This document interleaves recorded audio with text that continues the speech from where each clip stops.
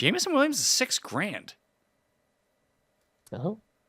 Okay. What do you think of Ferrari costs in this economy? Mayo experience. Mayo experience. Mayo experience. Mayo experience. Experience. Welcome to the Pat Mayo Experience, presented by Underdog, the Week 7 DraftKings Picks for the main slate on Sunday. A reminder to the audience that I'm recording this a little bit early, so don't kill Davis and I if someone that we try to put in the lineup doesn't actually play, because Davis, we don't have the full injury report as of right now, at least not the finalized one. We don't. I think, as we're recording this, we get some good leans. We have some good ideas of we've got Wednesday practice reports. We have estimated practice reports from Tuesday. So I think we're going to be okay. Obviously, there might be a Bucky Irving situation from last week where Rachaad White gets injured in practice. We'll figure that out when we get there. Tune in Saturday to the Pat Mayo Experience, and I'll have all of the injury information updated along with the best DraftKings play and how that can manipulate your lineups as long as we go through the ownership as well with it, which I shall. And I'll have all of the updated ownership in the Saturday evening newsletter. So if you sub to the free newsletter, which you can get down in the description right now, you'll be covered on that front. All right, Davis, did you know that if people sub to Mayo Media Network right now, that they get into a draw for $500 cash? It's a pretty good deal. It's about as good of a deal as entering into a free roll for Pick'em on Underdog, and all you have to do is you just get money on top of your picks. That's it. That's all there is. There is no catch outside of that. It's a pretty good deal. Yeah, so you can do it that way. So that gives you one ballot. The other ballots are earned by subscribing, rating, and reviewing 5 stars, the Pat Mayo Experience, on Apple or Spotify. If you've done it already, do it again. Bump yourself up to the top of the list. Let's jump into the games right away. There is a smorgasbord, if you will, of good games to pick from this week. I'm very excited. Do you have a preference of which game that you want to stack up? I mean, I think the best game is going to be Seattle, Atlanta. The game I am most interested in is probably Detroit and Minnesota, because that one feels like it could go anywhere from the Vikings kick the Lions' ass, the Lions don't get going anywhere, the Lions kick the Vikings' ass, Sam Darnold throws 3 interceptions, to both teams score 5 touchdowns. Like, it just feels like the range of outcomes there is the widest. And that game also has the best players. Like, the actual best skill position players are in that game. Is it easy enough to build a tree in that game, though, of trying to figure out where the ball is going to go? That's why I kind of like the Washington-Carolina game the best. Yeah, so I think the issue you're going to find with the Washington-Carolina game is Daniels, to me, is basically unstackable with how many combinations of Daniels teams there are with McLaurin. I think you'd basically be I think you'd literally be better off doing Jane Daniels with Jayden Reed, Jaden Daniels with your 7K wide receiver of choice, as opposed to using McLaurin. And, the Panthers really only have 2 guys who score fantasy points. So you find yourself in, not dupes. We don't worry about dupes, but just like very, very chalky spots. I'm just more concerned about scoring the most points, and I'll find out ways to get different later on, be it with a defense, an under-owned running back, whatever it might be. But I could go overstack. Like, give me some Noah Brown or Zach Ertz in this Washington game. Like, leave McLaurin to the side. Use the cheap options. No, you could definitely do that. You could do Jaden Daniels, Noah Brown, Zach. You could do Jaden. Actually, I think probably what you learn on runthesims.com is Jaden Daniels, Brian Robinson, Terry McLaurin, Zach Ertz would actually end up being a plus CV team, because those combination of players never get played. No one uses the running back in the team stack. Which of the games are cross-offs for you? Miami, Indianapolis, that one?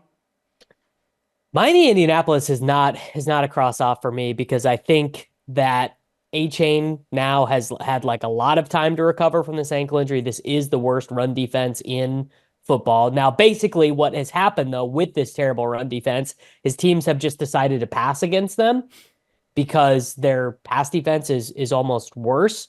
I don't think that Miami will have that luxury, and A-Chain will be, I don't know, the 19th most owned running back on this slate, but I won't play any Colts if Richardson is the quarterback. I won't play and won't play Downs or Pittman if Yeah, Richardson is the quarterback. It's trending that way right now. What about Bengals and Browns? No, I think that one's definitely not a write-up because the Browns defense, I think we're now at a spot where they just they got nothing to play for. Like AJ Brown at 6 for 119 and 1 last week.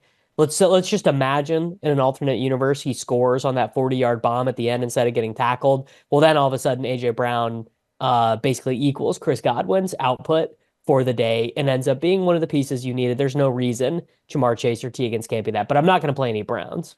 Okay, well, not even Njoku, which is setting up for a decent spot for him, if anyone. I mean, I guess I wouldn't say no chance you find a lineup that I have in Njoku, but I don't think he's one of my 5 favorite plays at tight end, probably. He is the number 1 points per dollar play on Run the Sims early on in the week. He's only $4,100. He makes a lot of things work. I think, and this is weird, we get ourselves into trouble a little bit early here in the week, but Dallas Goedert has a hamstring injury. I don't think he's going to play. Did not practice on Wednesday. Made it 3 snaps in the game. Grant Calcaterra ran 90% of his routes. He's 3,200. I probably will just play Calcaterra on, I don't know, 70% of the teams I make, maybe more, maybe all of them. If Cooper Kupp returns, do you think that he's going to play this week? I don't. My reading of the tea leaves is it's nice for him to get a good workout, nice for him to get some limited practices in, but this is a 31-year-old man recovering from a high ankle sprain. Let's give him another week. Okay, and maybe they don't need him this week against Vegas. Who knows? So if he doesn't play, I actually do like Parkinson a little bit at 3,800. But out of all the Rams guys, it's just going to be Kyron Williams, and he'll probably be the highest owned running back. He's pretty pricey. He's 8,100. We don't have a ton He should of, be. He should be pricey. Of course. Yeah, he's been great. What's going to happen with Kyron though, Pat, is he's going to split ownership with the hand clickers, the hand builders, the phone shitter bros. He's going to split with Saquon Barkley. I find it very unlikely many phone shitter bros are clicking Kyron over Saquon Barkley for $100 more.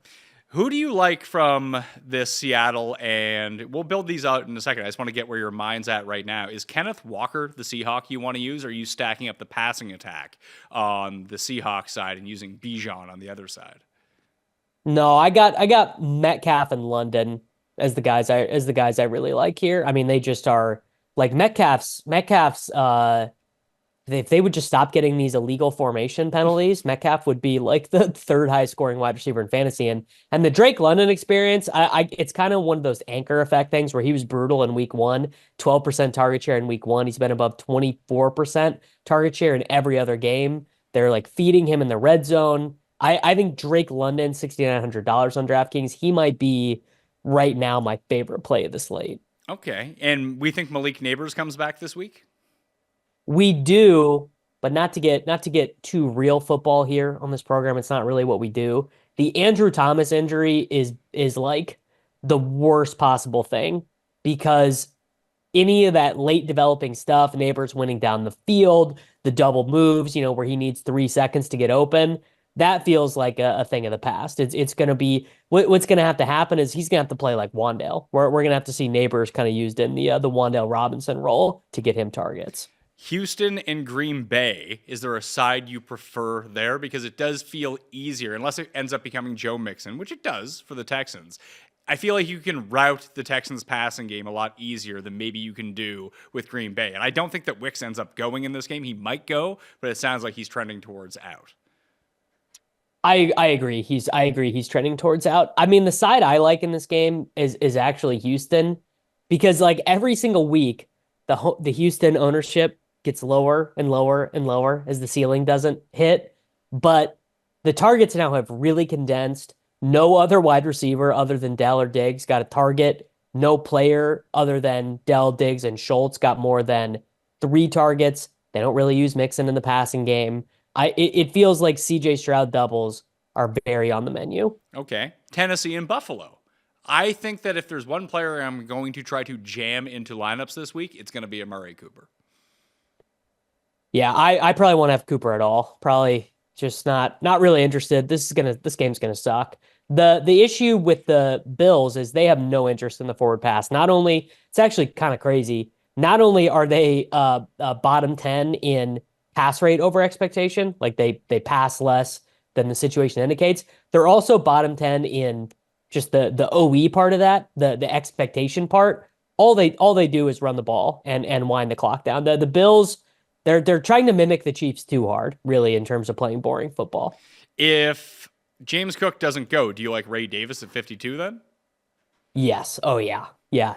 I mean, he would be the Bucky Irving this week, where I'd be like, I don't care what his projected ownership is. I'm playing him. I just think that they're going to force the ball to Amare as much as possible the first week. Yeah, but like if you like a 30% target share of 28 pass attempts is not, it's not really something you want. But Allen is not top 30 passing attempts in a game yet this season. Well, Do you think that some of it may have to do that his number one receiver has been Khalil Shakir?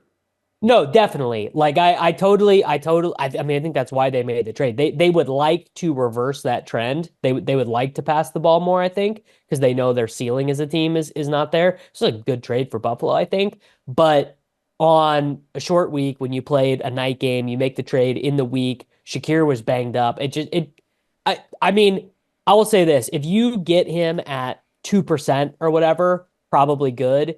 If he's like 10%, I think it's terrible, basically. All right. And the one game that we didn't talk about is Kansas City and San Francisco. Jordan Mason, yes or no to playing? Yeah, he's gonna play. He came back in the game. He got in a non-contact practice on Monday. Feels like that means he's gonna play. So he is $7,600. I very much doubt, unless he gets taken off the injury report, especially with Kyron and Barkley just above him, and then Kenneth Walker and Mixon being $300 and $400 cheaper. He just seems squeezed out of this, and I think he could have a huge game here. No, he's gonna get super squeezed, because even raw points, like not even if you don't even take the points per dollar, just like raw points, he's gonna be worse than like Mixon. He's going to be probably worse than even Hubbard because of the matchup. It's definitely going to be worse than Walker. Yeah, I think if I'd be stunned if Mason was double-digit owned in any contest on DraftKings. Yeah, the only one that he projects out in raw points better than is actually Mixon. I have him at a point ahead of Mixon and way behind everyone else for ceiling at least. Yeah, and it's like I mean, you're going to run into the same issue in that game. That game's going to be boring as shit. That's going to be the game everyone wants to be good. You know, the America's Game of the Week or whatever on TV, and it's going to be awful. It's just going to be like really boring. If it's not Jordan Mason, I think that everyone's going to go to Garendo, but I have no faith in him even leading this backfield in carries. No, he is like, do you remember? You probably won't, because you have a life outside of football. Do you remember the only game Trey Sermon ever started for the 49ers? I believe it was week 3 of the year he got drafted, 2021. It was the most snaps that Kyle Juszczyk has ever played in a regular season game in his career. And Deebo Samuel, I believe 7 rushes in that game. Like basically Guerrero is in that role. They like maybe he gets 15 rushes, but he's not playing passing downs. They're not throwing him the ball. They didn't throw Mason the ball at all. They're definitely not throwing it to Guerrero. And Debo would be the kind of the most important player in that combination. Yeah, Debo would be, and Juszczyk might get a goal line carry like we saw against Seattle anyway. But I think that Patrick Taylor probably ends up splitting with him regardless. And Patrick Taylor could play a little bit. Patrick Taylor was on a college football team with Darrell Henderson, Antonio Gibson, Tony Pollard, and one other NFL running back that I'm forgetting, and got a bunch of work on that team. So I don't hate it. Is there a cheap running back that stuck out to you so far that like, hey, here's a player, we know that he is or is not going to play, or maybe that there's just a cloud of uncertainty around, like if for whatever reason Singletary doesn't play, you put in Tyrone Tracy or whatever it might be. Or I mean, the Ray Davis situation is the number one situation I think to look out for right now. Is there anyone else down the list that you could go to, you think? Pollard, Spears is not going to play. Pollard is back to his 2021 efficiency. If I don't think Buffalo is going to be super pass heavy, that means that the Titans are not going to have to totally abandon the run. Kareem Hunt, I mean, would you play Isaiah Pacheco for 6,000 in this spot? Probably. Kareem Hunt has had like the same usage that Pacheco's had, and Chase Brown. I mean, if the usage from the second half of that Giants game carries over, Chase Brown is way underpriced for the Bengals against the Browns. The one I'm looking at the most, and I know that Brian Robinson practiced on Wednesday, but it's still no guarantee that he plays. I would love Jeremy McNichols at $4,400 if he doesn't go. I mean, I think Brian Robinson's gonna play. The issue with McNichols is he's not gonna get any high value touches. No, he's going to get no. He's going to get all the high value touches if Brian Robinson is going to be out here in a game where they're favored to win. When they were playing catch up against the Ravens, it was all Eckler. And the other times that we haven't seen Brian Robinson in, it hasn't been Eckler on the goal line. It's been McNichols. Yeah, I mean, the value's just so thin this week. I guess it's not terrible, but it felt to me like Brian Robinson was like a true game time decision last week. So I'm kind of leaning in towards him playing this week. Would you want to use him at 64? Because even though he scored the touchdowns, he didn't really do anything was the problem. Like 2 weeks ago, it's like, hey, he's in. This is great. And then it's like, all right, he got like 3 carries. And if he didn't score, he would have been useless. I mean, the main reason I like him is because he's like gigantic leverage on his teammates and on Hubbard. Because a game where theoretically Brian Robinson Jr. has a 19 rush game, that probably means Hubbard is getting squeezed. I don't like super love him in a vacuum, like him or David Montgomery. Like Montgomery is probably just objectively a better play. So I can't say I'd have a ton of Brian Robinson, but in a vacuum, I do like him. All right. I'm just trying to see who the other guys are going down this list right now. Brian Robinson could get squeezed because he is between Hubbard, Jacobs, and Tony Pollard, that it just makes a lot more sense to go to all of those guys. But I do have some worries at the same time. I thought it was hilarious that Garendo was priced up to 6,600 though. I mean, it's very funny the guys they choose to do that to and the guys they choose not to do that to. Like, we knew that James Cook was a legitimate game time decision. Ray Davis's price doesn't move, but he goes way up. There was a situation last week where they did that. I mean, Tyrone Tracy all the way up. Tyrone Tracy, maybe if Singletary doesn't go, could be pretty sneaky. Just because he's around all those other guys. And it wasn't, maybe they shut everyone down on the ground and they forced Daniel Jones to the air, which might end up working out well for Tracy because he was a big part of that passing game. But maybe you're right about Neighbors. Maybe they end up just running him on these Wendell routes and they just throw to him 8,000 times during the game, which is what I would do if I was the Giants defensive or offensive coordinator. Yeah, I mean, and Tracy is a pass catcher. He's pretty explosive. I honestly, if I was the Giants offensive coordinator, I'd be like, Devin Singletary, thank you for your service. You've been a great friend of the team, but our offense is terrible. We need explosives. Will you even have in your player pool Nick Chubb, or will you just exclude him? Yeah, no shot. Maybe that's why I'll stay poor. But I mean, I just don't have Browns in my player pool. I've not played a Brown all season. I have no interest in any of those players. I just can't see him having more than 10 touches. Like, they'll probably try and get him a touchdown. I would think, like, you get on the 5-yard line or whatever, Nick Chubb is getting the ball. And Nick Chubb has famously stuffed nerds in lockers for his entire career. So what is one more slate of Nick Chubb stuffing me in a locker? The only other ones to really look out for is we don't know if Aaron Jones is going to go or not. He's way priced up. But Ty Chandler's at $5,600 against the Lions. The issue with Chandler is that he sucks. He did, actually, weirdly, Ty Chandler's best games and Alexander Madison's best games, they all came against the Lions, back when Lions kind of used to be a joke. I would play a good chunk of Ty Chandler if we don't have Aaron Jones going. They trade for Cam Akers, which to me is probably an indication that Jones is not going to be available this week. The issue with Chandler is he will lose third down stuff the same way Garendo does. They play CJ Ham as their third down back, which is not great. You do need those snaps. Yeah, listen, CJ Ham, when you can bring him in on the 2-yard line, you got to do it. You got to do it. Yeah. Why would you not do it? The other one would be if Jonathan Taylor doesn't go again, which I don't expect him to go. You have Goodson at 20 or 5,400 and Sermon at 55 against the Dolphins. Like, Sermon was good 2 weeks ago. He kind of got a lot of the rug pulled out from underneath of him last week. But with Anthony Richardson back, I know that you didn't want to play a ton of Colts, but this could be a guy with close to 20 touches at $5,500.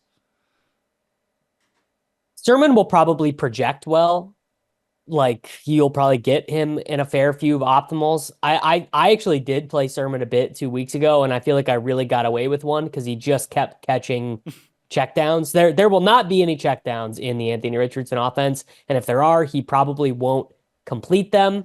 So that is not that great. I don't know, man. Trey Sermon is truly one of the worst running backs I've ever watched. It is so startling to watch him play.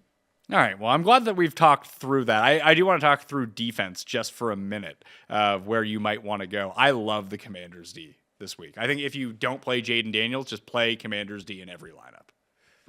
I like Commanders D. I mean, I like the Titans defense is like the play of the slate for me. Yeah. If you just said that all the Bills are going to do is run the ball, that's terrible for a fantasy defense to go against. It is pretty bad, but they're 2,300. Josh Allen takes a bunch of sacks. Josh Allen, he has not been bad with the turnovers this year. I think he'd be much better playing the Giants at 2,500 against the Eagles than playing the Titans at 23. Giants are a good defense too. Yeah, I mean, man, there are so many cheap. The Browns, like if maybe the Browns defense tries. The Lions against Darnold. Texans. The Vikings. Yeah, like they're just an insane amount of cheap defenses this week. It's really crazy. Well, that's why I like the Commanders spot, because you pay up. No one wants to pay up. And it's not like they're cost prohibitive. They're $3,400, like big deal. Like you can find the money elsewhere. And it's just the massive leverage in that game because all they do is get pressure. They're terrible if they don't get to the quarterback. This is Andy Dalton we're talking about. No one blocks on Carolina. So if they can pick up 4 or 5 sacks, they're going to be in a great game script for the defense because Carolina should be playing from behind the entire time. And then if they score a touchdown or two, then Jaden Daniels doesn't do anything and the defense does everything. I don't hate it. And it will be, I mean, that would be a way that you could just play stone chalk. Yeah. Cause the Commanders defense will be like 1% owned and certainly they could generate a pick six or a fumble sack or whatever here. So I kind of like that. I just, in general, I probably don't do that enough. Like get weird at defense and then play chalk elsewhere.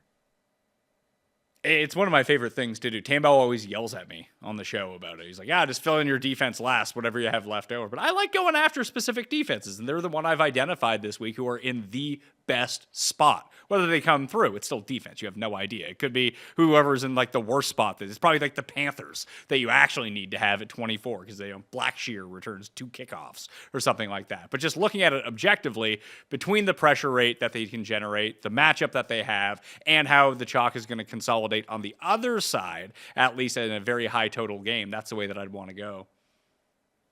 I mean, it truly is so obnoxious, like how often these defense. Remember the Falcons defense getting there in that game against the Saints. Like it's been a pretty brutal year for if you don't like playing the chalk defense.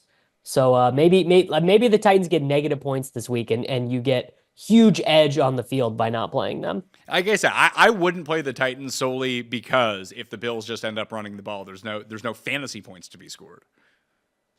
That's true, but what if your thesis about them wanting to feed Amari Cooper comes through? Then you're gonna really want to have had them. Yeah, you could really go through with that, but I would rather just be on the Cooper side of it and score the wide receiver points and find a defense elsewhere.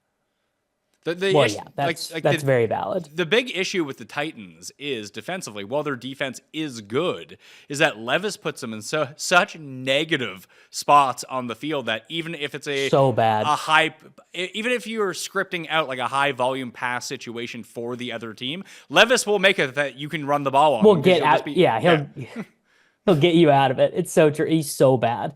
Yeah, I don't know. Maybe I think honestly, you're talking me out of it. You're talking me out of. I mean, I'll probably play them in cash games or whatever, just because everyone else will. But I'm now trying to get off of them in tournaments. For almost about 2 decades, the irons were really the only good part of my golf game, unless you include 300-yard drives, which meant hitting it about 150 yards straight and 150 yards with slice into the woods to the right. So I finally went and got lessons, straightened out my swing, and all of a sudden I could drive the ball pretty decently, pretty straight.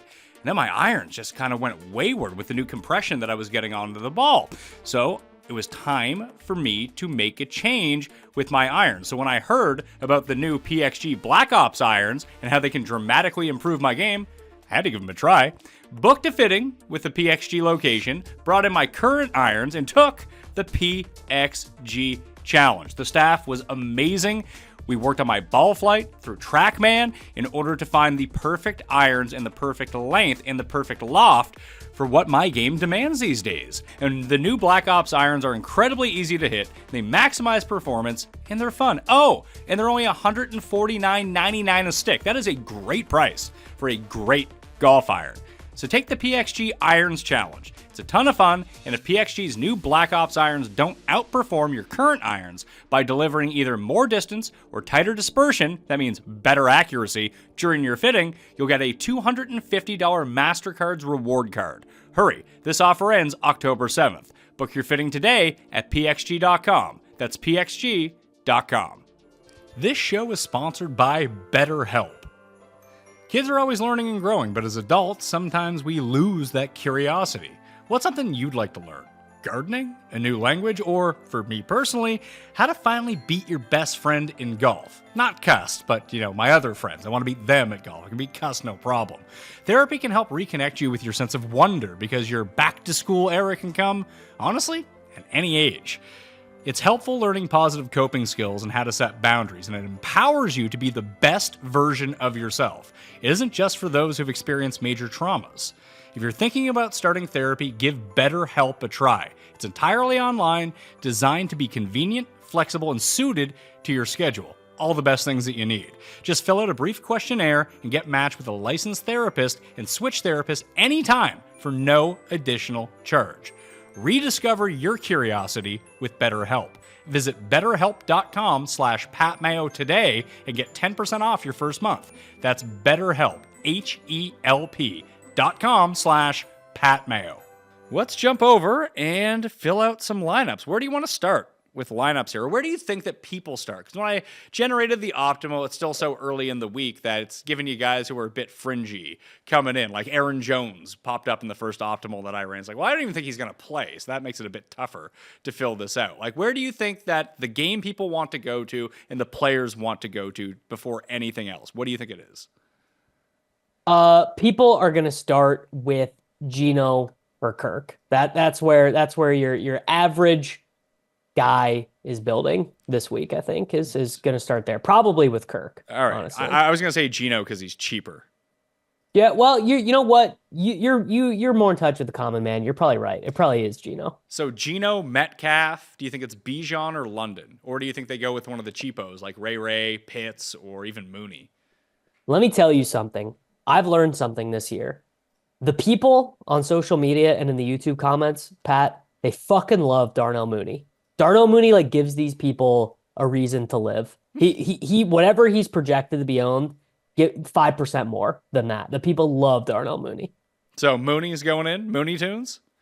Yeah, Mooney's going in. All right, so we'll throw in Gino with Metcalf and Mooney. Do we want to overstack this? Do we want to throw in a Lockett, Fant, or JSN, or even Walker? Because if you get into Fant. If you get into the negative game script, the one thing that we've seen from Walker the past 2 weeks, which has made him so valuable, he's catching passes. Yeah, it's pretty big. It's pretty big for him. I want Fant. I've got sometimes you got to have a feeling. I think the last time we did this, I had a feeling, and it came. Was that the week T. Higgins smashed? It was. Yeah, it was. I had a feeling on T. Higgins, and he scored 2 touchdowns. I kind of have the feeling for Noah Fant this week. All right, who's the other Falcon we throw in? Do we fill up our wide receiver spot with London, or do we go with Bijan? I think we do London, and we're gonna have to save some money. We might have to play wide receiver and flex. You know what? Another thing this week, I think you can get away with 2 tight end this week because the way DraftKings does pricing is they do the dynamic pricing, which works really well to get guys up to the salary they need, but they don't come back down. And we're at that spot of the season where we really are kind of starved for cheap guys. Well, I'm throwing in Commanders D. So we have 2 running back spots and a flex, 6,000 remaining for each. So we can make it pretty easy on ourselves. We could go 3 running backs in those spots. We could flex a wide receiver in the mid 5s, or we can find one more cheap player and do double pay up at running back. Well, let's just start plugging in. Let's start plugging in some of the points per dollar running back. So let's do Hubbard first and see where that gets us. I mean, we already have Commanders D in, so maybe we don't do Hubbard. Maybe we do Pollard instead. Okay, let's do Pollard. There we go. Then we're creating leverage on the Titans defense, people, because if Pollard's finishing all those drives, then that means the Titans didn't score a pick six, I guess. So we can go, I don't know. What do we have in flex if we do Pollard and Kareem Hunt? How much do we have left in the flex? 57. There we go. We can work with that. Josh right? Downs. We can work. Ty Chandler, Jordan Addison. Chandler. This is not a great range. No, this is like historically the worst range on DraftKings actually. Damn.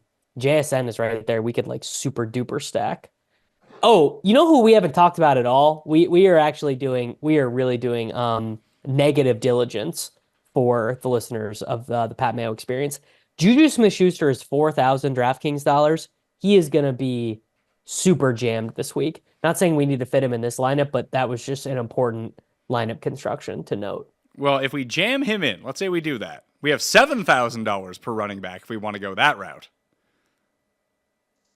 So if we do Barkley, then who can we do? Or Kyron, then who can we do? 5,900, we just miss on. We go Kyron Chase Brown. Yeah. I mean, this lineup, it will not sim well, but I do like it. Well, maybe it would, actually. Listen, everyone should go sub to Run the Sims right now. If you think that I'm running Sims when I'm creating these lineups, you'd be wildly mistaken. Well, it's just, honestly, it's kind of just a game I play with myself is I try and build lineups and then I test it against the sim stuff just to see if I'm close, if I am directionally accurate, as the nerds like to say. I like this team. I think we cooked here a little bit. Yeah, I kind of like it too. I mean, I don't like Juju is the thing. Yeah, you want to look up like the definition of bad chalk, it's definitely Juju Smith-Schuster against the San Francisco 49ers. He could have 0 catches for 0 yards in this game. I would not be surprised, but he is going to be super popular. So if it's not him, is there any other receiver in that 39, like $4,000, $41,000, $3,000 range that you don't mind? Like, why? I get that he didn't have Noah Brown. Noah Brown's my guy, but also I know if you don't use Juju, can you just use Justin Watson instead, and hopefully he actually gets a target this week? No, he really is useless. Like he is not set up. Like AD Mitchell actually is more likely to get multiple targets on like 10 snaps than Watson. It just feels like this is going to flip week to week with the Chiefs offense, where it was all Juju last time. They like that matchup, whatever it was, and then it will be Watson. And I don't think it's ever going to be Worthy. Like, Worthy's going to get what he gets, and it's going to be very much the same every single week. I very much doubt you'll ever see the 10-target Worthy game. Well, you want it to happen, but I think they have. Oh yeah, like everyone wants him to be Tyreek Hill. But he's not even like discount Tyreek Hill. He's just super valuable Kadarius Toney. Yeah, he's Kadarius Toney without being like a total knucklehead. The one thing I would say, if you wanted a reason like me, if you were wish casting, so the Chiefs just have their bye. There's like a pretty long history of Chiefs changing their usage of their players after the bye. We saw it with Rashee Rice last year. We saw it with Tyreek his rookie year. We actually saw McCole Hardman get benched after the bye. In his second year, you know, we'll see. We'll see. The thing with Watson is he's just playing the MVS role, which is like a role that never gets the ball, but I guess he could score twice. I don't know. There's no reason Justin Watson cannot score twice. Yeah, I guess. I mean, your boy Yoshivas is down here at $3,800 as well. Maybe it's Noah Brown at $4,000. I like Noah Brown. Yoshivas, man. Yoshi is never going to get more than like 47 yards in a game, but he could definitely score twice. And Trey Tucker's lurking down here at 42. This is a much better matchup for him this time around.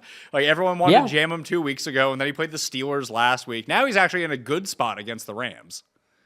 No, Trey Tucker, it's I don't know if you're just being sharp or if you just like Trey Tucker. Like I do like Trey Tucker, but 2 weeks ago I on this show I played 100% Slayton, And his big game got me to break even for the week, which was fantastic. But What you did, that's true. But everyone was on Trey Tucker. It's like, hey, Slayton's right there. He's in a much better spot, and no one's using him. I'd rather just use that guy. And now people are just off Trey Tucker, like he's absolutely useless. But everyone forgets he had 2 bad matchups in a row. Now he has a bad quarterback. That's not helpful. But he can get behind the Rams defense. How many targets don't go to Brock Bowers, I guess, is the thing. I mean, what do you think he's going to have? A 70% target share? I mean, some guy, I'm a real nerd. I've never heard of this guy, Alex Bachman, who is getting targets for them last week. That was some insane stuff. Well, they were getting DJ Turner some run as well, and I wasn't super keen on that. But at least with Turner, it's a big play. Like, it's no different than playing Shaheed a lot of the time, where, listen, Shaheed was really good until he may or may not be out for the year as of this recording with this knee surgery that he's having. But it just takes one with him. It's the same reason like I love playing Tutu Atwell every week. I mean, Atwell, that's a really good one. That's a really good one this week because if Kupp doesn't play, Whittington will get a bunch of run again. He's only $4,800. Atwell actually gets like the down the field stuff, and yeah, I mean he really does just need one, and if he gets 2, then he's in the Millie Maker lineup. So Geno, Kyron with Chase Brown, Metcalf, Mooney, London, Noah Fant, and then we have Juju at 4,000 as our flex, and then Commanders D. Is there a tight end that we could put into the flex spot instead? Like your boy Calcutta, we throw him in? Yeah, Calcaterra. Yeah, and then we can spend up. We can get a $6,500 running back, which I don't even know exactly who that is, but maybe would be useful. How high owned do you think Calcaterra gets?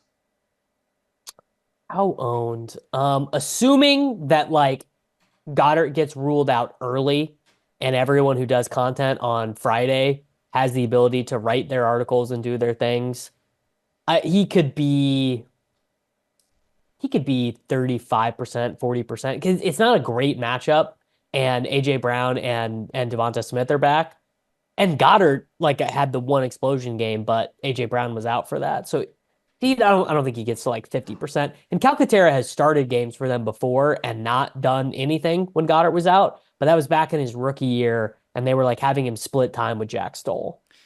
So if we do that and we just turn Juju into Calcaterra, it gives us enough money for A-Chain, who is he? I don't recall if you and I had this discussion preseason because I had a bunch of different people on and we were arguing about running backs that he was going to be the best running back pick on the fantasy board or the worst. And I was on team the worst, and it's turning out that way. Yeah, I mean, I think you're running pretty hot because Tua got hurt and Mike McDaniel seems like an idiot. Oh, yeah, of course. It could never be the fault of the guy who was the most efficient player of all time. Maybe he takes a step back. Who knew? And always gets hurt. Don't forget that. He didn't really take a step back until Tua got injured, though. Like, I think Tua got injured like halfway through week 2. Right, but do you think like Tyreek Hill is not a good player because he's been inefficient with Tua out of the lineup? I wouldn't. But I wouldn't be sitting here being like, you got to play this week, Tyreek Hill. Well, Tyreek is going to be like 1% owned against this Colts defense. I think that's great. You could do worse things. That's fantastic. You jam in your Dolphin stack and see how that works out. I will say I like A-Chain much better as a play this week than Tyreek because what I really am hoping, obviously, as an A-Chain bag holder, is that Mike McDaniel has watched some like 1950s Nebraska film and has figured out that if you don't have a quarterback, Mike McDaniel really should not get off scot-free in this. Like the Packers designed a very efficient run game with Malik Willis, who'd been on their team for 3 weeks. They completely changed who they were as a team. Mike McDaniel can't figure anything out. It's a little embarrassing. I do think that it's a completely different situation when it comes to the Dolphins because they have so many offensive line injuries, and switching from a left-handed quarterback to a right-handed quarterback is a bigger deal than people make it out to be. I'm not going to give him a pass because they were awful in those games, and he should be able to cook something up, but I think that the degree of difficulty of doing it with the players and the current roster on the Dolphins and how that offense works and how it's so in tune with what Tua does well and no one else on their other roster can do that. Not saying Malik Willis is good, but they were able to hide Malik Willis because of the skill players that they had and still run a semblance of what they did before, where the Dolphins can't do that at all. Correct. Yeah. Why is that? Why can't they do you know why? anything Because the same? Tua isn't good unless Mike McDaniel is cooking up ways for him to be good. Remember before Mike McDaniel got there, how good Tua was? Yeah, it was really bad. But then that should indicate that Mike McDaniel should be able to cook up something for Tyler Huntley. There's been no cooking. There hasn't even been microwaving. It's been brutal. Maybe we'll see that coming out of the bye week, but I think so much of the personnel was Tua personnel. Like, they had to change their entire offense and the entire scheme and the players that they picked for that scheme to fit this one player. When he's not there, it just doesn't work. I feel like it should be so easy to get yards if you have Tyreek Hill, Jalen Waddle, A-Chain, Mostert, even Jalen Wright looked pretty good. Jonnu Smith is like a fun chess piece style player. And they couldn't even get first downs against the Patriots. It was so brutal. It's brutal because so much of that is based on timing and quickness and how fast Tua gets the ball out, and just these other guys can't get the ball out that quickly with the proper read. Yeah, no, I honestly haven't really thought about it, but that is definitely right. And also, it looked like, particularly in the first game, it looked like Huntley literally didn't know the plays. It looked like McDaniel was calling the play. He got there 4 days before. Yeah. Hey, man, Baker Mayfield. Don't never forget Baker Mayfield showing up that morning in Los Angeles and the last minute comeback game. That's when we should have knew about Baker. I did know. I did know about Baker. So let's throw Juju back in, and 59. We'll go with Chase Brown. So that'll be the first lineup that we throw in. I'm throwing everything into the $4.20 max this week because they made the Millie Maker $10 again this week. That there's no fun. I think it's the 10 max $10, which is one of my favorite tournaments. Interesting. Yeah, I only ever play the spy in the red zone and the end zone, like 2,000 to 4,000 people, $100, $50, $75. I don't even really ever know what else is on the menu. I usually stick in that 3 max 150 and just play it like a single entry, the one with 744 people. It's my favorite contest. The power sweep? That's the one. Not the smallest one, because I think there's one that's 244 people. It's the one that pays out, I think it's $30K if you win it. So it's a good contest. I guess I would assume I like those style of contests. I don't want to have to beat 17,000 people to get my money, It's 600 people, 700 people. Well, I top 5'd in that one 3 times last year, so that more than paid for the year, which was great. But let's go to Jaden Daniels, and we'll try to fill out a Jaden Daniels team here. So who do you want to put him with? Because you said that you don't like putting him with McLaurin. It's not that I don't like it. It just feels like what is McLaurin going to be owned, and then what is McLaurin going to be owned on Daniels teams? It's going to be high. Maybe I'm wrong. Maybe it'll actually be because he's 6,800. He got he's the same price as Drake London. Maybe I'm wrong. Maybe he will just actually be 8% and end up being an awesome play. No, I'm going with your first gut instinct here, and I'm not going to use him. So we're going to go Noah Brown, Zach Ertz, Jaden Daniels. We got to use Deontay Johnson on this team. Have to. 100%. Do you want to use... Yeah. Do we use Hubbard too, or just use Deontay? I think just Deontay. I maybe even rather use Leggett than Hubbard on this. You could use Hubbard, but I think we just do one Panther. All right, let's go with Leggett. Put him in at 50. Do you not Coker? You want to go with Leggett over Coker? I do want to go with Leggett over Coker. Leggett, I think, is kind of sneaky good. He's all right. He keeps finding the end zone. That's always helpful. And he was having a decent game. His touchdown catch in that last one was pretty swift. He rose up over the defender and just snatched it out. It was a pretty good play. I just need them to be looking for him when they get close to the end zone, and that's what they're doing at the moment. The other teams have started to figure out, hey, they have this one guy, Deontay Johnson. They're always just throwing to him. Maybe we should cover him. Half the time they don't even do that. Yeah, Deontay Johnson. Do you think he gets traded? I thought he would have been I thought before the Bills got Amare that he would have been a nice fit there. I really think he fits in well with the Chiefs. Oh yeah, he would be a very, very, very good Rashee Rice replacement. I would love to see that. Do the Chiefs have enough wiggle room to be able to do that, like cap-wise? They had even a little bit more in the Bills. I just looked this morning. Obviously, they have $3.6 million in cap space. Like they could have absorbed Amari very easily. Yeah, well, Amari, when he restructured his contract, it was essentially a restructure to get traded at some point. To get traded. Yeah. He really did not want to be there anymore. Don't think you can blame him. No, as it turns out, he was probably pretty sharp on that one. Yeah. Good for him. Good for him. So if we go Daniels, Brown, Leggett, and Ertz, we just saved all of the money on Earth. So that's great news. We can throw in Giants D just to, you know what? I actually I like Vikings D. Vikings D against Jordan. I like the Vikings D too. No, the Vikings D against Goff, man. No one gets confused like Jared Goff. Yeah, so going up against Goff or going up against Jordan Love. Like Jordan Love might torch the Texans, but they're just going to bring the house at him. And he's going to be under duress. And I've seen him make so many... It's not even that he makes they are stupid throws, but he completes so many of them. He keeps doing them.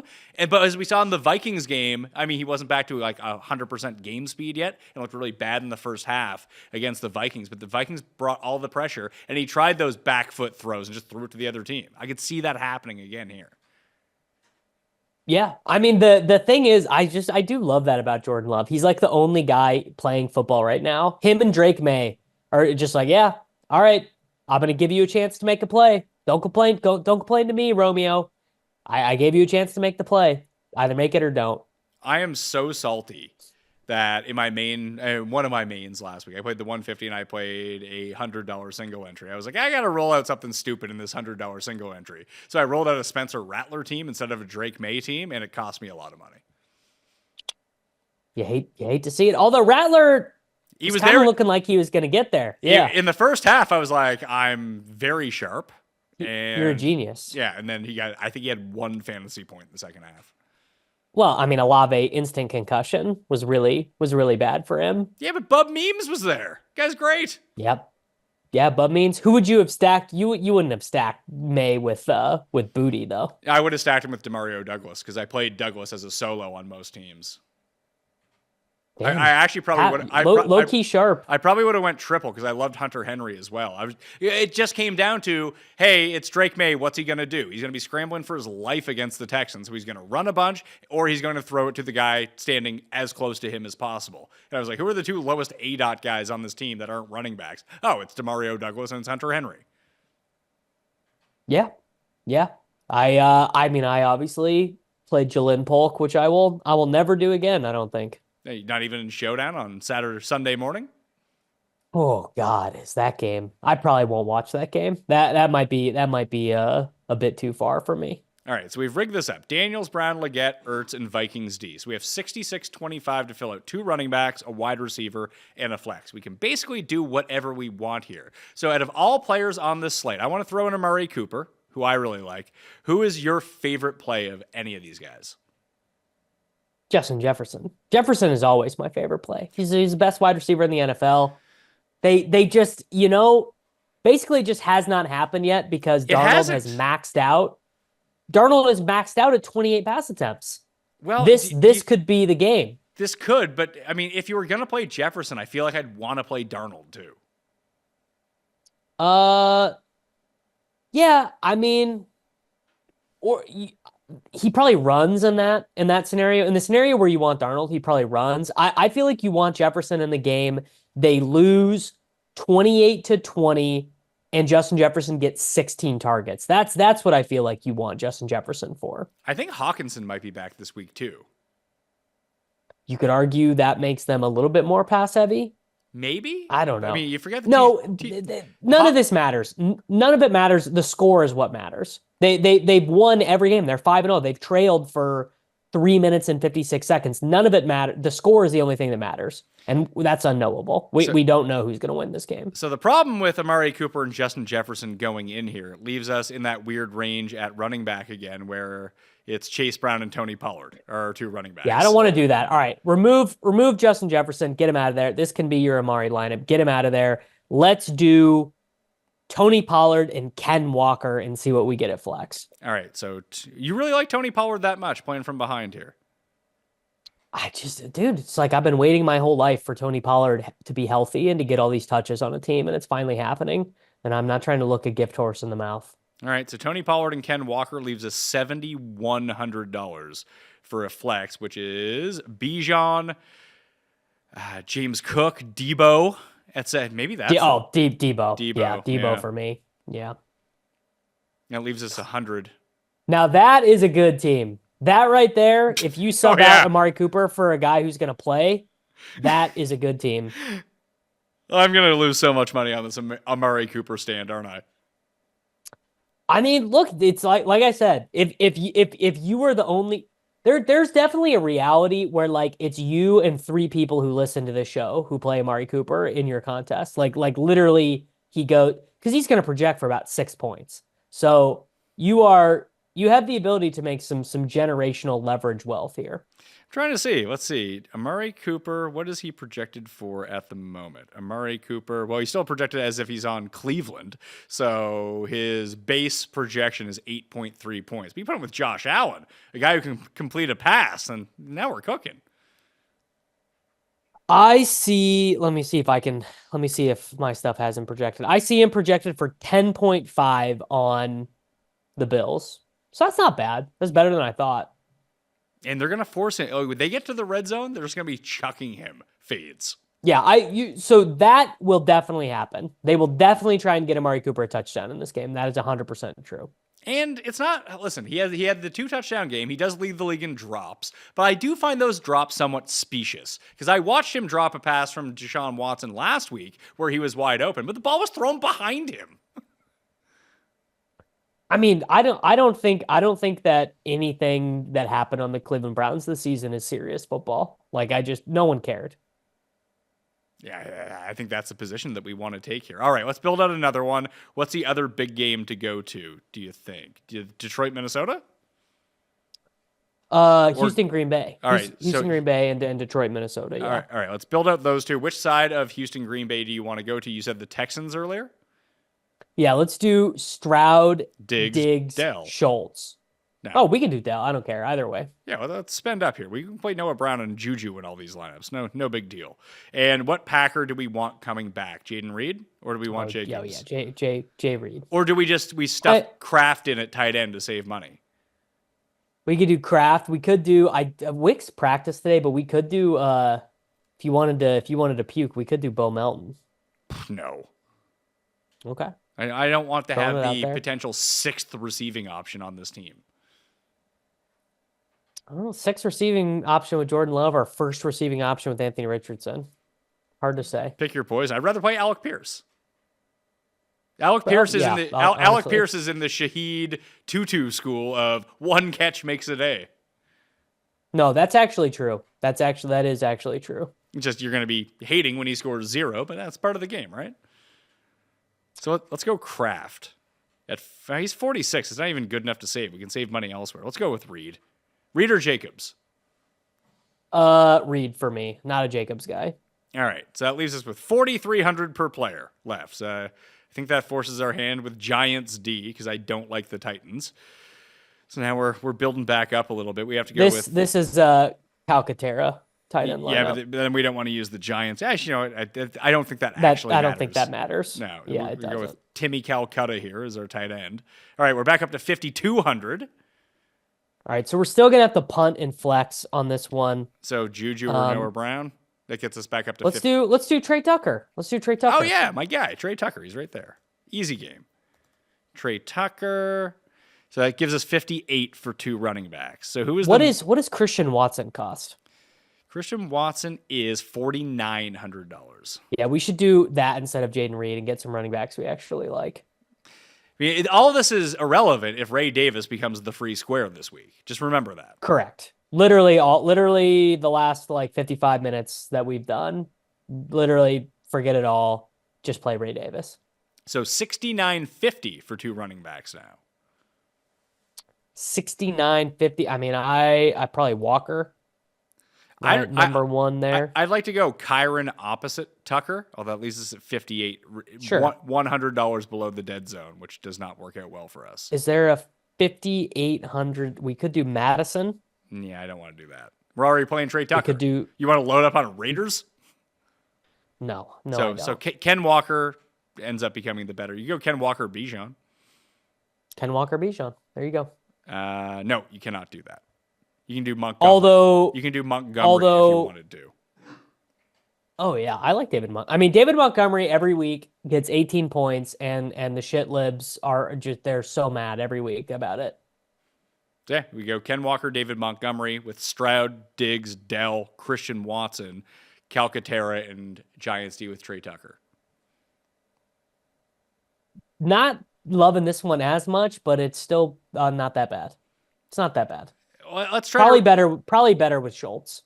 Yeah, so let's do that. So do you want to keep in Diggs or do you want to keep in Dell? I want to keep in Dell, but I understand that is the slappy inside of me, and you can overrule me. No, I like Dell enough. We'll go with him here. So if we do that, we'll take out Trey Tucker, take out Christian Watson, take out Montgomery. So Stroud, Dell, Schultz. Well, let's keep Christian Watson in there. Why don't we play this one with Romeo Doubs at 55? Sure. Yeah, that's fine. So now we have 5,300 left per player. Do you want to fill out wide receiver, flex, or do you want to do the double tight end first? Put the Giants defense in. All right, Giants D, throw them in. Which I actually think is maybe the Giants defense is a better play than the Titans. They are a better play than the Titans. They get to the quarterback, and Jalen Hurts might have to pass the ball. And listen, not a stranger to give it to the other team either. Like, you think that Josh Allen is someone who gives the ball away? It's true, but so does Jalen Hurts. Jalen Hurts does love to do it. We need like a good $5,200 wide receiver. We could do Tutu Atwell is like 48 or something. What about Tutu's, Mooney? Yeah, I guess we don't have enough of that game, do we?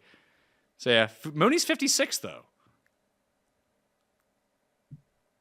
Yeah, that's fine. That's fine. All right. So this is a good range. This is a good range. Now we can play whatever we want at running back, and there will not be someone we don't hate for flex. Like you could do Pollard, Chase Brown, and be at 62 again. If that's like, do you want to go? No, let's do. Okay. Let's do.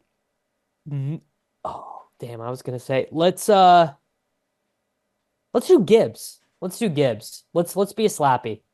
Gibbs is like a slappy only play. So let's do that. Oh, Gibbs, Chase Brown, Amari Cooper? Sure. Why not? It's not my money. Let's see. Yeah, 58. It works out, I think, exactly on Amari. It does, too. It does. Is he accruing points this week? He is, right? Yes. Yeah. We'll get an email about it. DraftKings will send us an email about it. The more I'm looking at this, I'm like, man, Chase Brown, it might get a little bit of steam if we don't get a cheap running back, because he is the last guy that you're like, oh, he could totally score 20. That he's like literally the last guy. Yeah, I think that we will get one of Sermon. I mean, Sermon almost for sure, although he didn't practice on Wednesday. So maybe let's say that happens. Let's say there's no Sermon and there's no Jonathan Taylor. Do you play the good son? Oh yeah. I would jam him. So he'd be 54. Ray Davis becomes the play of plays at 52 if that ends up happening. And that's kind of truly, yeah. So and we keep landing in this range as well. So what do you think that Chase Brown's projected for right now, this early? I know it's early. I bet he's projected for like 7%, and based on this, he should be more like 12 or 13%. He's projected at 7%. I bet you he comes in right around 15 if this other stuff doesn't open up. Correct. Yeah. And him and Pollard will be played together a bunch. 100%. Especially in any high value wide receiver lineup like we've been trying to build so far. And even further, most people won't play Amari Cooper, so we've landed in that range in the flex a couple times too, so he becomes a flex play as well. True. All right, one last go at it. We'll do Detroit, Minnesota. Yes, and you want to do Darnold or you want to do Goof? I think I'd rather do Darnold. Although it's so much easier to do with the Goof because you can use Ty Chandler presumably coming back. You could use Darnold and Goof together, or Darnold and Chandler together, I think. I don't think I'd want to do that. All right, well, let's do Goof. Let's do Goof, Chandler, and let's really own the libs. Let's do Jamison Williams instead of St. Brown. Goff, Chandler. You know what? I just don't want to play Chandler. I don't want to play him. I'd rather. Right. I want to Hey, play. I want to play the it's your show, Darnold. man. I want to play the Darnold side of this because I just don't. I want to actively go out of my way to not play Ty Chandler. You know who the favorite optimal quarterback is this week? Who it's, I would guess it's Geno. it's Daniel Jones. Okay. Every week I've ever done Sims, I just have to exclude his ass because yes, he is Daniel. It's because he gets a ceiling rush projection at like 5,200 or whatever he is. He's very, very Mitch Trubisky, very, very Mitch Trubisky won someone $1 million like 3 times type vibes. Darnold, Montgomery, Jefferson. Yeah, perfect. Yeah, we Send have it. unfortunately, we have no money left. Well, all right, we got to punt. We got to really punt wide receiver on this one. We're not going to be able to afford Amari Cooper. Juju? Or do you want to do No, Tucker? Can we not double down on some of the worst players in football? Is there anyone else that we can do? I mean, there's probably cheaper tight ends we could go to. Yeah. Well, do you want to play someone really bad? We could play Jalen Coker at $3,000. We could play Elijah Moore. No, I don't even think he's playing.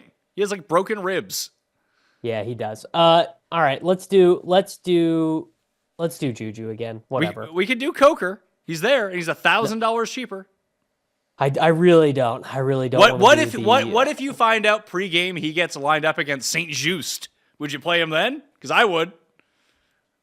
I thought the really bad one was Forbes, who weighs like 9 pounds. They're all bad. Everyone in Washington secondary is objectively bad. I would rather do another Leaguette team then. Yeah, but he costs too much money is the problem. Let's do Trey Tucker's gonna score a touchdown. Are you guaranteeing me that? No, I won't guarantee that. I'm trying to find who's another cheap tight end. The only touchdown I'm guaranteeing this week is Grant Calcutta. What about Noah Gray? Noah Gray will see 3 targets. You tell me if he scores on those or not. He averages about 1.8 touchdowns per season, so maybe this is the week. All right, we'll put in Trey Tucker. And then we can put in Giants D, I guess.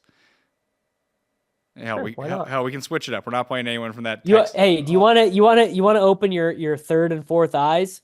You know the best play against a Sam Darnold team is the Lions D. The Lions D. I brought this up. Tambo yells at me so much. I was like, hey, that's like his like no. third. Tambo is wrong. Tambo is wrong. Sorry, Tambo. I respect your game quite a bit, but you are wrong. All right, Lions D is in. That gives us 6,200 for a running back and a flex, which is not terrible.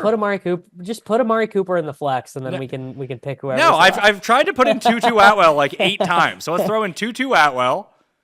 Well, can we play Atwell instead of Tucker, and still leave us with something we want? I mean, we can go Atwell and Ken Walker,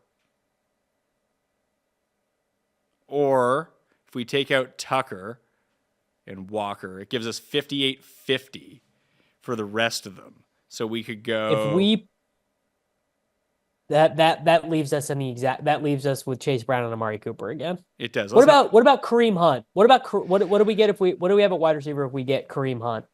If we go to Kareem Hunt, let's see here. He's what, $6,000 even? Yeah. We get like Josh Downs and we get Jordan Addison. Because it's just There we go. We go. That actually makes logical sense with this lineup. Ship it. Yeah, that is I like that. It's pretty good. That's stretching the truth of good a lot, I think. But this might be the first one we made was best, but this one is passable. And then you can just swap out Ray Davis and the Giants defense for your purposes at home. Yeah, if it comes down to it and Ray Davis becomes available, you could switch out Lions D for Giants D and turn Tutu Atwell into Ray Davis. Although I would go Kareem Hunt down to Ray Davis and then try to improve. I'd probably bring Lions up to Washington D. You do love the Commanders D, and they're fine. They're fine. No, they're good. They're a good play this week. They're the best play this week. I might have just talked myself into the Lions defense. With only in Sam Darnold stacks, though. Only, yeah, of course, obviously. It's gonna Sam be Darnold stacks are good. It's going to be hard, granted, for our two Lions offensive players to score a lot of points here while playing their defense. 3 interceptions, 5 sacks, but they get 2 interceptions down to the 1-yard line. Now, remember, they don't have Aiden Hutchinson. Therefore, they will generate 0 pressure in this game. Yeah, so like I just feel like Dan Campbell is just really good at the game. Because I mean Aiden Hutchinson is great, obviously, but just feels like Dan Campbell defenses are always going to find a way. Well, you know what? That's good enough. That insight is good enough for me, Davis. I mean, really, he just like we give, it's so funny. We give so much credit to these offensive coordinators, but you know what everyone loves to do? You know what nerds love to do, Pat? They love to shit on defensive head coaches, and I do it too. But Dan Campbell is like exactly what you want out of a defensive head coach. He's insanely good at his job, and he doesn't fuck with Ben Johnson at all. He just says, Ben, you do what you want. You play what you want. You do what you want. I'm going to have the defense ready to play. So I kind of agree with you. Like, look how good the Texans defense has become underneath DeMeco Ryans. Except I don't know who's the dude who's calling the plays for the Texans because he just PFF Bobby Slowick. He's bad at his job. Everyone got too enamored with him. He's bad at his job. He's Aldi brand Kyle Shanahan. He is awful, man. Like you know what? Yeah, he's really bad. I can tell you what they're going to do on first down: run for a yard up the middle. So I don't think this is true anymore, but before the most recent game, it was true on plays on series where they had run on first and second down. Their average down and distance on third down was over 10 yards, which means on average, 2 rushing attempts on first and second down, they were losing yards. That's good. And he kept doing it. That's good. He kept doing it. Yeah, but CJ That's what you want. Yeah, but CJ Stroud is so good at converting third and longs. You got to put him in that position. Just galaxy brain thinking. Yeah. PFF Bobby, I think we anointed him too early, sadly. Yeah, maybe so. Especially with how well that team could function with the offensive skill players that they have. Just throw in a pass every now and then. You know when they were weird? Every once in a while. You know when they were weirdly effective? Although I'm not calling for Joe Mixon to be set because I think Joe Mixon's actually pretty good in this offense. When they were just playing Dare instead of Cam Akers, like it was. Oh yeah. It was a mystery of what they were going to do every play. Like if Dare is in, they're passing. Because you don't want to. That's the thing. You don't want to run. You don't want to run with Dare because Dare sucks. So just throw the frickin' ball, man. I like it. All right, Davis Mattek, you got streams going on every day, right? Yeah, everyone, please come hang out over on my YouTube channel, DFS, underdog stuff, pick'ems, battle royales, DFS, all stuff. If you have a fantasy football team, you will be helped by the things over on my YouTube channel, and I will see you guys over there. I was on and I yelled at your chat. I lost like $1,000 being on your show. You know what's really funny is that week I don't think we hit anything. We did hit the Slayton ones, and then the next week I had no one wants to hear about your losing bets, but I had 3 separate 7 of 8s, which does not feel that good on UnderdogFantasy.com. I mean, I'll take some 7 of 8s. Give them to me. Well, that still pays out pretty well. You know, weirdly, it doesn't. The thing that actually plays out is doing what you do. The flexes on 5. Yeah. The 4 of 5. The flexes. The 4 of 5s aren't bad. Like you can get yourself up to like 20, 24 to 1. And they're offering profit boosts every single day of like 30%, 31%. Boost up those just flex use all ones of those. and just like go heavy on it and you're good to go. I have a hockey one going tonight. Nathan McKinnon to record over higher than 1.5 points. I don't know. I just legit tail meanie every single day. And the first day I did it, I went 5 for 5 and won like $4,000. So I'm in. Beautiful. It's beautiful. Gotta love it. Use code Mayo right now at Underdog Fantasy and get yourself a deposit bonus of up to $1,000. If you're watching this before Thursday Night Football, you'll get a free square with Bo Nix, and I'm sure that they'll have one rigged up for the weekend if you missed out on the Bo Nix one, right? They do every week. Correct. That is true. And NBA is starting up too, so they'll have a bunch of free NBA squares too. NBA, Yeah, there's get league pass. It's gonna be a fun season. I mean, I know you probably have never watched a regular season NBA game, but I do think it is gonna be a fun season. I mean, I'll probably end up, although I don't live there anymore, I'll probably end up going to more Raptors regular season games in person than I will actually watch on TV. For sure. Yeah. Because when I'm in town, I like to go hit that up because I love going to basketball games. But I just have no interest in watching regular season basketball. It's not look, it's not for everyone. Listen, but I do enjoy it. if the Thunder weren't so good, do you think you'd have League Pass right now? No shot, because I didn't watch when they were bad. I really didn't. I really didn't watch. They're when what, they the were second bad. favorites Yeah. to win the title? Yes. Yeah. All right. They're very good and they're very fun. French Canadian. They have a French Canadian starting and a Canadian point guard starting as well. I mean, Shea is got to be what, top 5 MVP. You're a big fan of Dort, are you? Yes. Yeah. If I wouldn't cause such a mess, I would go and get all my Lou Dort cards. I have to be one of the only people who has a Lou Dort jersey, but I am a huge Lou Dort guy. Yeah.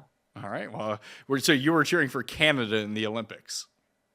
Literally, yes, I was. Yeah, because who needs to root for USA men's basketball? It's a fait accompli. We all know they're gonna win, so I was rooting for the Canadian men's basketball team. They did not play particularly well. Jamal Murray. You're gonna say they played well, except for Jamal Murray, who absolutely sank them. Even RJ Barrett was good, who's like not a good NBA player, but he was very good for them. So yeah, we really got to figure it out. It really Canada men's basketball. It really sucks that the Raptors for all these years were always rumored to get one of these Canadian. You got to get a Canadian to be on the team. They finally did. It's fucking RJ Barrett. And it's fucking RJ Barrett. Yeah. Yeah, Shea, maybe when Shea's 39, he'll come and play a season for the Raptors. Great. That's just fantastic. Wiggins, stuff. they could get Wiggins. If they wanted Wiggins, they could get him. No one wants Wiggins. Wiggins doesn't even really want Wiggins, honestly. No, he doesn't want to play basketball. Are you kidding me? If he wasn't playing with Curry, he wouldn't be playing at all. He'd retire. He made his money. He won his championship. He actually went to the University of Kansas. There you I'm wearing go. a University of Kansas hat right now. An Easter egg for people who made it to the end. Yeah, there is. I mean, there was such a situation lining up where the Raptors were most definitely going to draft Zach Edey if Memphis didn't take him, and just didn't happen. Is Edey Canadian? Yeah, he's Canadian. I did not know that. I believe he is from Toronto. Learn something new every day. And I was surprised he wasn't on Team Canada in the Olympics. They have a lot of good bigs. Really Kelly Olynyk's your guy? Dude, Kelly Olynyk is a good basketball player, and he's even better in the FIBA rules as well. Yeah, Kelly Olynyk is a good basketball player. They could have used Edey though, obviously. They could have used like more players who were like reasonably good. That would have helped. It's better than the years where they were being really just any NBA level player. Yeah. Yeah, like there were years where they had to make Sam D'Alembert sign over his citizenship from Haiti to Canada so he could be their best player. So at least we're like 2 decades removed from that. That you just really shook a memory loose for me. Samuel D'Alembert. He wasn't good. He wasn't good. But if you needed someone to stream to catch up in like your head-to-head fantasy basketball matchups, and you needed blocks only, he was your guy. Blocks. He was your man. Yeah. That's wow. Head-to-head fan. It's been a decade. Well, no, probably not. Probably 7 years since I played in a head-to-head fantasy basketball league. Yeah, I haven't played in ages. I gave up fantasy basketball at the same time I gave up fantasy baseball. I also gave up fantasy baseball. Yeah, well, I still play dailies, but I don't play seasonal anymore. Don't have it in me. It seems like just the grind is tough, man. So, I mean, imagine how you feel about making seasonal waivers, but then you have to do that for every 30 weeks. Or do it every day in daily pickup leagues. Oof. I mean, that I literally cannot imagine. I'd have to be in a $10,000 league or something. Even then, I'd probably just punt off the 10K so I wouldn't have to do it. Yeah. Pay someone to do waivers. There we go. That is the solution to all of it. And when Trey Tucker scores 2 touchdowns for 200 yards, I'll be able to afford it. That was the DraftKings Picks show. Tune in Saturday to at least the newsletter, hopefully a show coming out as well on the Pat Mayo Experience. Okay, I'm Pat Mayo. Thanks for watching. I'll see you next time. Perfect. Thanks, dude. All right. Enjoy your liposuction tomorrow. I'm jealous. Yeah, well, I kind of want to do it. Listen, if Trey Tucker hits, you can do it too. Mayo experience. Experience.